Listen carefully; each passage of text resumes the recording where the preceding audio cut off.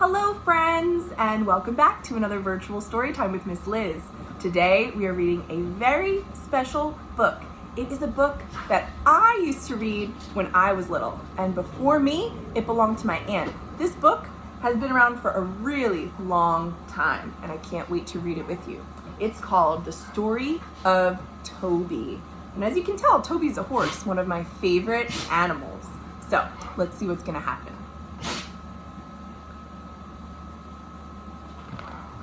The Story of Toby by Jane Shearer Moore, illustrated by Dorothy Grider, and it was published in Chicago by Rand Macmillan and Company. It doesn't say what year, but it was a long time ago. This is Toby. Toby lived with his mother and father and his aunts and uncles and his friends and playmates in a beautiful green meadow.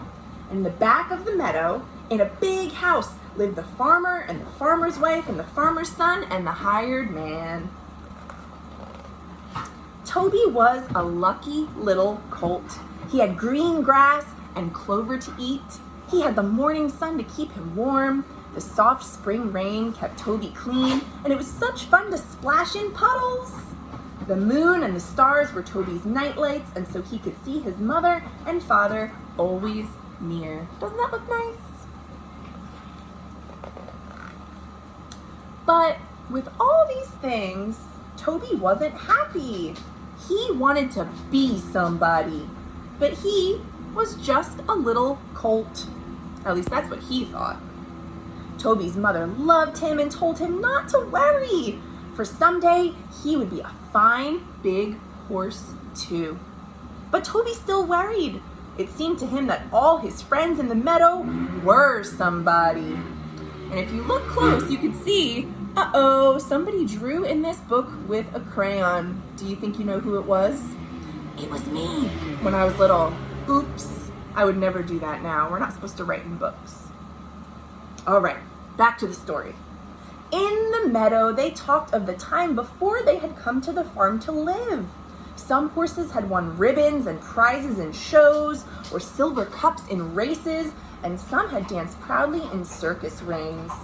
And among all his wonderful friends, Toby felt he was nobody, just a little brown colt.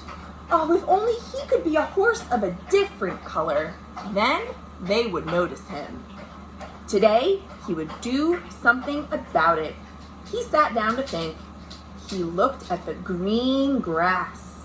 Maybe if he rolled in it, it would rub off and then he would be green. My, but a green horse would be something to see. So he rolled, and he rolled, and he rolled, and he rolled, and he rolled until his long legs would hardly hold him. And now surely he was a beautiful green color. So he ran to the brook to see. You see, he looked at his reflection in the water. Oh, he turned and he twisted to look at himself, but no, he was still the same little brown Toby. So rolling in the grass did not work.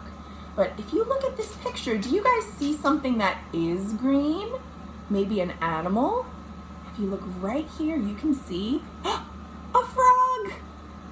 That is a green animal. So Toby was still trying to become a different color. That evening, after supper, he sat down to think again. The sun was setting and the sky was red and pink and gold.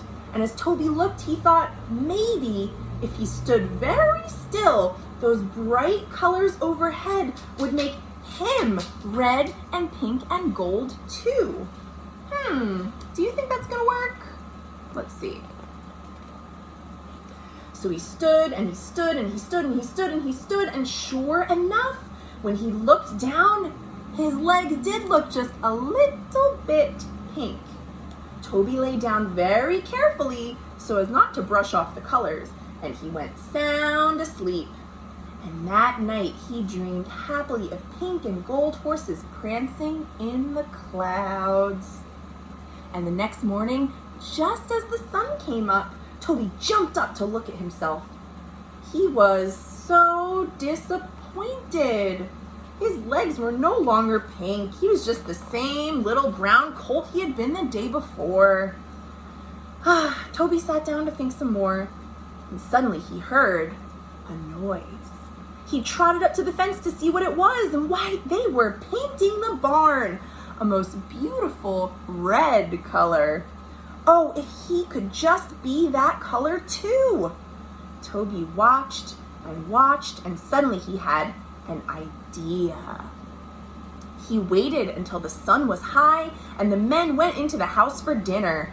And then he ran to the freshly painted barn and he rubbed his one side against the barn and then the other side and then his head and both ears. And just to be sure, he stepped each of his 4 feet into a bucket of red paint. Uh-oh, what a mess. Do you see what he did? Oh boy. Sure enough, Toby was now a beautiful, brilliant red, a horse of a different color. How happy he was. He galloped over to show his mother. She whinnied in surprise, and all the other horses rushed to see what was the trouble, and they began to whinny too. Uh-oh, looks like they don't think it's such a great thing that he's covered in red paint. Then Toby began to feel very strange indeed. The paint stung his eyes and burned his skin. He was miserable. Look, oh, there he is trying to scratch the paint off with his back foot. The farmer and the farmer's wife and the farmer's son and the hired man heard all the horses and came running. Poor Toby! Something must be done for him. So the farmer and the farmer's wife and the hired man scraped him and scrubbed him and brushed him. And the farmer's son brought more brushes and soap and water and turpentine. And by the time the sun was setting, Toby was his little brown self again. See, in this picture, they're scrubbing off the red paint and they got almost all of it off. I bet he's feeling a lot better. And Toby was happy again. He was the happiest colt in the whole world. He no longer wanted to be a horse of a different color. He wanted to be just himself. And there he goes. And that, my friends, is the end.